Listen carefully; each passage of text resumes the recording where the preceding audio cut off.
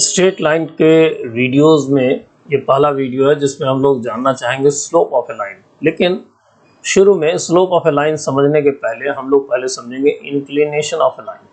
Inclination of A line का मतलब होता है कि कोई line positive direction of x axis, positive direction of x axis से कितना एंटी क्लॉकवाइज डायरेक्शन में रोटेटेड है। मतलब एंटी क्लॉकवाइज डायरेक्शन में ये इस पॉजिटिव एक्स एक्सिस से कितना रोटेटेड है इस डायरेक्शन में। सो हमेशा ध्यान रखिएगा कि मेजरमेंट जो है measurement is from positive x axis और कुछ भी नहीं कहा जा रहा है तो इसका मतलब in anticlockwise direction, anticlockwise direction. तो ये जो एंगल होगा इस एंगल को हम लोग बोलेंगे angle of inclination. Inclination of, मान लीजिए लाइन एल है, इंक्लिनेशन ऑफ एल। देखिए इसी का जो ट्रिगोनोमेट्रिक टैंजेंट होता है, ट्रिगोनोमेट्रिक टैंजेंट का मतलब tan, trigonometric tangent of the angle of inclination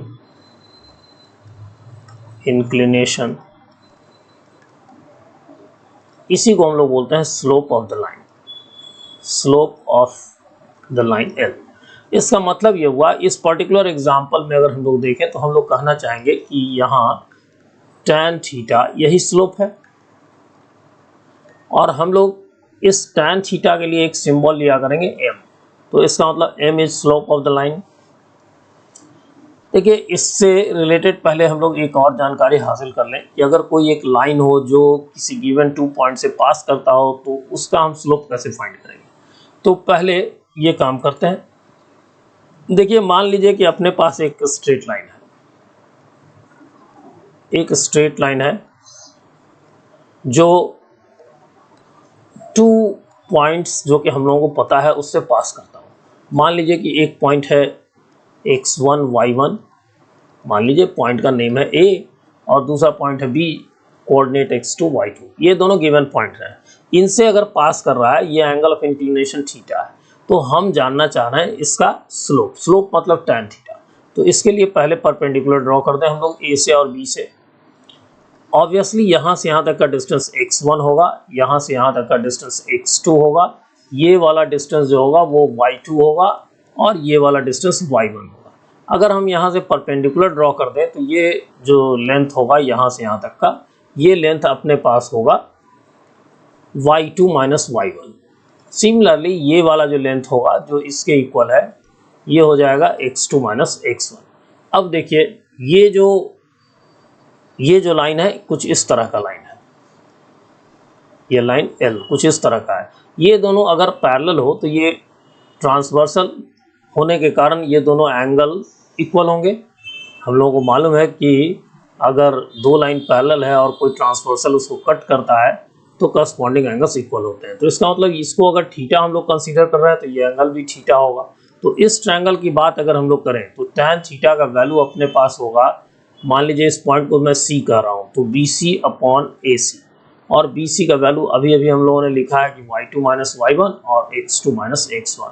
तो इसका मतलब हुआ कि इस लाइन का अगर हमको स्लोप कोई कहे लिखो, कोई कहता हो कि आप slope of line through x1 y1 and x2 y2 आप लिखो, तो हम इसका स्लोप लिखेंगे। स्लोप मतलब tan theta y2 minus y1 by x2 minus x1। देखिए जो हम लोग लिख रहे हैं इसमें हम लोगों के ऊपर डिपेंड करता है कि हम लोग किसको x1 किसको x2 कहें। तो इसके अकॉर्डिंग अगर आप चाहो तो आप ऐसा भी लिख सकते हो कि m is equal to y1 minus y2 by x1 minus x2। So there is nothing, there is no any difference in these two. Okay, so we can understand now the slope of any line. चलिए थोड़ा सा और एक example लेते हैं। Suppose कीजिए कि कोई एक लाइन सेगमेंट है जिस पर, या लाइन कह लीजिए, ये लाइन है, इस पर 2 पॉइंट गिवन है, मान लीजिए कि 2, 3 और 4, 7। तो अगर कोई हमसे स्लोप कहता हो तो हम लोग लिखेंगे 7 - 3 4 - 2 दैट मीन्स 4/2 दैट इज 2। सो इसका मतलब ये हो गया कि tan थीटा का वैल्यू 2 है। और कोई पूछा है थीटा पता करो तो लिखेंगे tan inverse 2।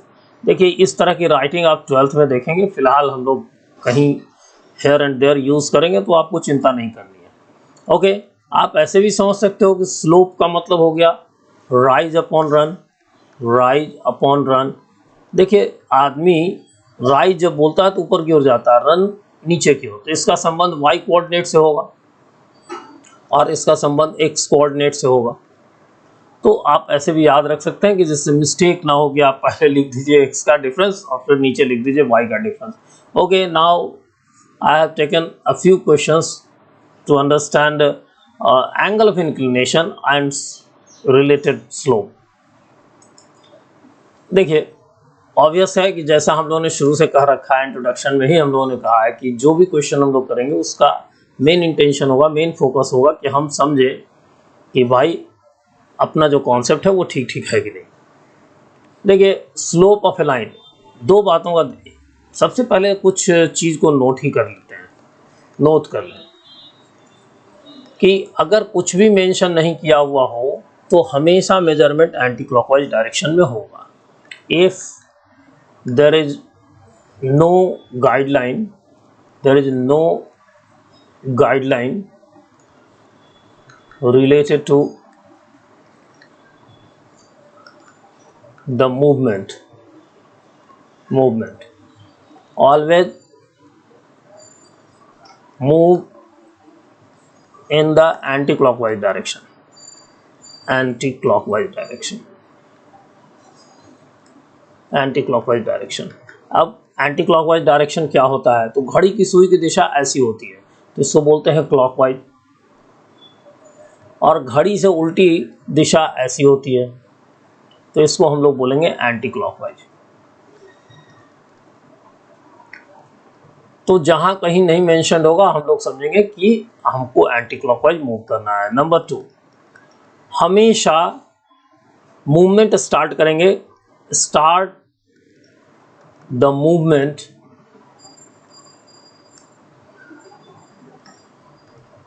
from the axis given।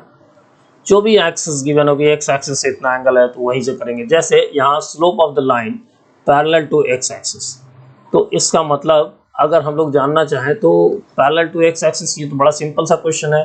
अगर पैरेलल टू एक्स एक्सिस है तो इसका मतलब इसके बीच का एंगल थीटा जो होगा वो 0 होगा, तो इसका मतलब स्लोप जो होगा वो tan 0 मतलब 0 होगा। Similarly slope of x axis, obviously इसका भी एंगल थीटा 0 होगा तो स्लोप जो होगा वो 0 होगा। लेकिन slope of line parallel to Y axis अगर गिवन है, पैरेलल टू वाई एक्सिस, तो देखिए एंगल ऑफ इंक्लिनेशन तो हमको मिलेगा, एंगल ऑफ इंक्लिनेशन तो मिलेगा, इसलिए कि यहाँ पर थीटा जो है वो 90 डिग्री है, लेकिन इसका स्लोप नहीं मिलेगा। स्लोप tan 90 डिग्री जो कि डिफाइंड नहीं है, इट इज अनडिफाइंड। तो इसमें हम लोगों को पैरेलल टू वाई एक्सिस का स्लोप डिफाइंड नहीं होगा। Similarly slope of Y axis not defined, theta 90 degree, angle of inclination 90 degree, slope not defined. Okay, now we take some questions.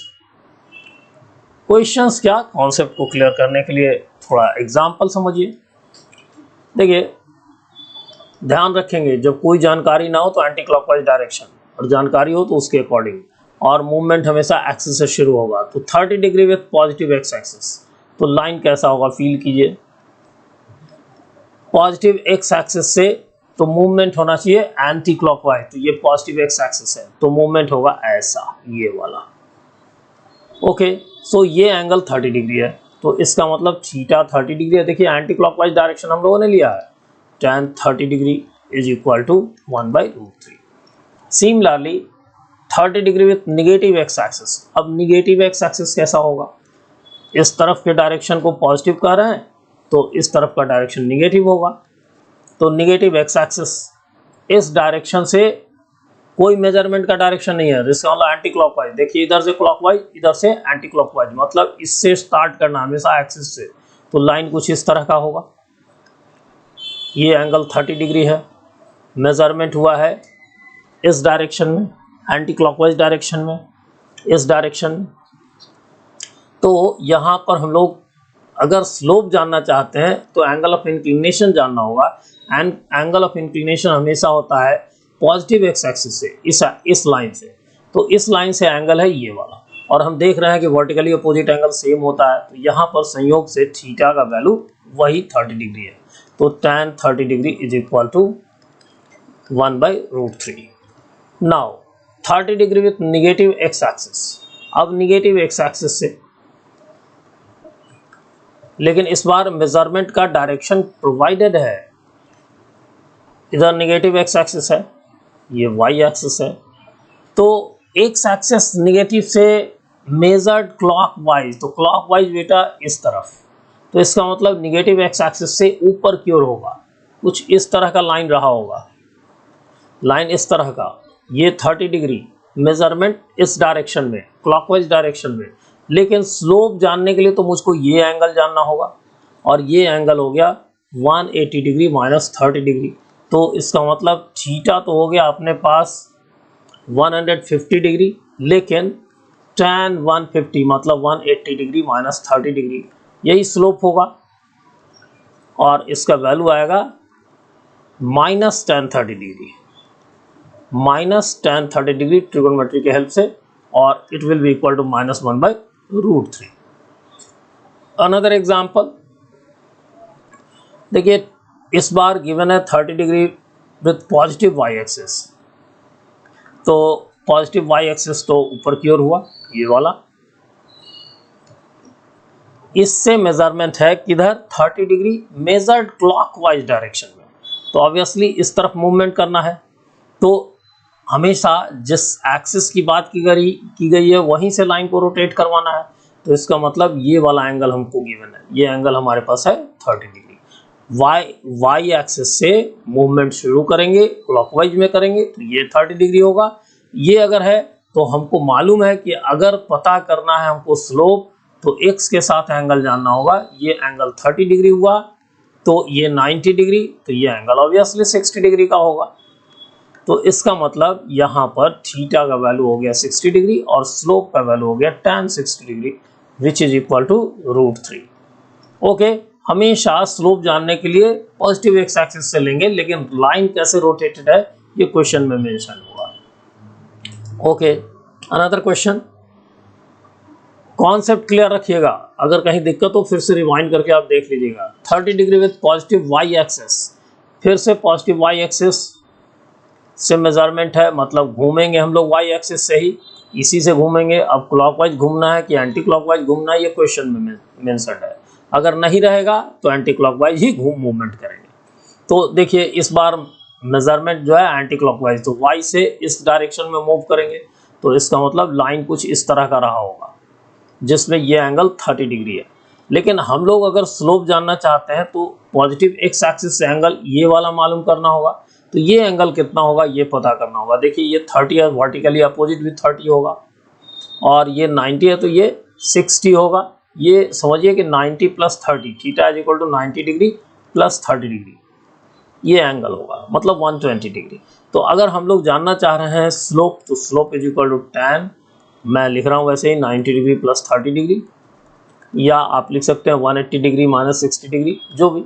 तो ये हो गया cot माइनस cot 30 डिग्री, और cot 30 degree का value होता है √3, तो -√3। देखिए, tan 30 डिग्री होता है 1/√3, तो cot 30 डिग्री होगा √3, माइनस साइन है तो -√3। Similarly next question, 30 degree with negative Y axis. मैंने जानबूझ करके सारे तरह के क्वेश्चंस ले रखा है कि आपको लाइन लोकेट करने में आगे प्रॉब्लम नहीं हो, जो कि कोऑर्डिनेट ज्योमेट्री में बहुत जरूरी होता है। नेगेटिव वाई एक्सिस, इसका मतलब आप इसी से रोटेट करना, आप चाहे ऐसे घूमेंगे या ऐसे घूमेंगे, लेकिन मेजरमेंट है क्लॉकवाइज, तो क्लॉकवाइज मतलब ऐसे घूमेंगे, ऐसे घूमेंगे। तो इससे ऐसे घूमेंगे तो किधर जाएंगे, तो इस तरफ जाएंगे। तो कुछ इस तरह का होगा लाइनअप, जिसमें ये एंगल होगा 30 डिग्री, जिसमें मेजरमेंट हो गया क्लॉकवाइज डायरेक्शन में, घड़ी की सुई की दिशा में। लेकिन अगर हम लोग जानना चाह रहे हैं स्लोप, तो ये एंगल जानना होगा। तो ये एंगल कितना होगा, तो देखिए भाई ये 30 डिग्री, ये 90 डिग्री, तो ये फिर से हो जाएगा 120 डिग्री। 120 डिग्री मतलब theta is equal to 120 degree, तो फिर से वही चीज़ हो जाएगा, m is equal to tan 120 degree. tan 120 degree is equal to minus tan 60 degree, इसका मतलब हो जाएगा -√3। सो हमेशा ध्यान रखिएगा रोटेशन वहीं से करना है जिस एक्सिस को दिया हुआ है, और किस डायरेक्शन में, ये अगर प्रोवाइडेड है तो उसी डायरेक्शन में, अगर नहीं प्रोवाइडेड है तो हमेशा एंटी क्लॉकवाइज डायरेक्शन में। Okay, the next question, 30 degree with negative Y axis. फिर से निगेटिव वाई एक्सिस, लेकिन इस समय इस बार मेजरमेंट जो है वो एंटी क्लॉकवाइज डायरेक्शन में। नहीं गिवन होता तब भी हम लोग एंटी क्लॉकवाइज लेते हैं। एंटी क्लॉकवाइज किधर हुआ, इधर का डायरेक्शन एंटी क्लॉकवाइज और इधर का डायरेक्शन क्लॉकवाइज। तो हम लोगों को घड़ी की सुई की दिशा में अगर घूमनी है तो ऐसे घूमेंगे, और अगर अपोजिट तो ऐसे घूमेंगे। ये वाला एंगल दिया हुआ है, लाइन कुछ ऐसा होगा। लाइन ट्रेस करना इसेंशियल है, इसीलिए ये सारे एग्जांपल्स लिए गए हैं। देख रहे हो, ये इधर मूवमेंट किया हम लोगों ने, ये एंटी क्लॉकवाइज डायरेक्शन हुआ, और इस मूवमेंट के कारण हमारे पास जो 30 डिग्री है, लेकिन अगर पता करना है हमको इसका स्लोप तो थीटा जानना होगा। थीटा ये वाला एंगल होगा, और ये एंगल कितना होगा, तो ये 30, तो ये 30, ये 90, तो ऑब्वियसली 90 + 30 120 डिग्री। ओके, तो आप देखो इस बार भी वही 120 डिग्री है, तो स्लोप इज इक्वल टू हो गया tan 120 डिग्री। दैट मीन्स देखिए इधर ये 30 डिग्री था, आपने लिया है एंटी क्लॉकवाइज डायरेक्शन में, तो लाइन ऐसा होगा। फिर ये एंगल 30 डिग्री है तो वर्टिकली अपोजिट 30 डिग्री होगा। ये 90 डिग्री है तो ये एक्सटीरियर एंगल इन दोनों के सम के इक्वल होगा, तो 120 डिग्री। इसका मतलब माइनस tan 60 डिग्री, और इसका वैल्यू हो गया -√3। इस पर नहीं जाइएगा कि दोनों आंसर सब एक है, डजेंट मैटर। आपको रोटेशन मैं समझाना चाह रहा हूँ जिसको आप अच्छे से समझ के रखें। Equally inclined with the axis, ये तो आपके क्वेश्चन का एकदम पार्ट होगा। देखिए इसमें दो तरह के सिचुएशन बनते हैं। अगर इक्वली इंक्लाइंड है, ध्यान रहे जब भी आप एंगल लेते हैं तो उस समय डायरेक्शन की बात नहीं हो रही है। या तो आपका लाइन ऐसा होगा जो दोनों एंगल से 45 डिग्री, दोनों एक्सिस से 45 डिग्री का एंगल सबटेंड करेगा, तो इक्वली इंक्लाइंड होगा। ये जो लाइन होता है, ये लाइन इस लाइन के पैरेलल होता है। इस लाइन का इक्वेशन होता है y is equal to -x। दूसरा सिचुएशन आपके सामने ऐसा हो सकता है, इस तरह का, कि लाइन जो हो वो लाइन इंक्लाइंड जो हो वो आप कुछ इस तरह से हो, ये लाइन हो, मतलब आप अगर देखो तो इस वाले लाइन के पैरेलल हो, जिस लाइन का इक्वेशन है y इक्वल टू x। तो आप दोनों कंडीशन में पाओगे क्या कि यहाँ पर एंगल वही होगा जो इसके इक्वल होगा, इसका मतलब 45 डिग्री होगा। 90 90 45, तो यहाँ इस केस में थीटा का वैल्यू 45 डिग्री, तो स्लोप हो गया tan 45 डिग्री मतलब 1। लेकिन इस केस में देखिए ये एंगल अगर 45 है, लेकिन आपको स्लोप अगर जानना है तो थीटा जानना होगा। थीटा हमेशा positive direction of x axis से होगा, तो ये क्या हो जाएगा 180 डिग्री माइनस 45 डिग्री। तो इसका मतलब स्लोप जो होगा वो tan 180 degree minus 45 degree, that is equal to minus tan 45 degree, जो हो गया -1। इसका मतलब जब भी कहे कोई कि इक्वली इंक्लाइंड है कोई लाइन, एक्स इक्वली इंक्लाइंड है एक्सेस से, मतलब एक्स एक्सिस और वाई एक्सिस से, तो वो इस सिचुएशन में हम लोग हमेशा स्लोप को लेंगे +-1। प्लस वाला केस होगा, +1 वाला केस होगा जब हम लोग y इक्वल टू एक्स के पैरेलल होगा, और y इक्वल टू -x के पैरेलल होगा, तो ऐसा होगा। ओके, आई होप आप इसको अच्छे से समझ गए होंगे। फिर भी अगर दिक्कत हो तो एक बार रिवाइंड कर लें, और कमेंट बॉक्स में अपना कमेंट लिखना नहीं भूलें, it is always helpful to us. और अगर अभी तक आपने चैनल को सब्सक्राइब नहीं किया तो प्लीज़ कर लें। Thanks a lot, have a nice day.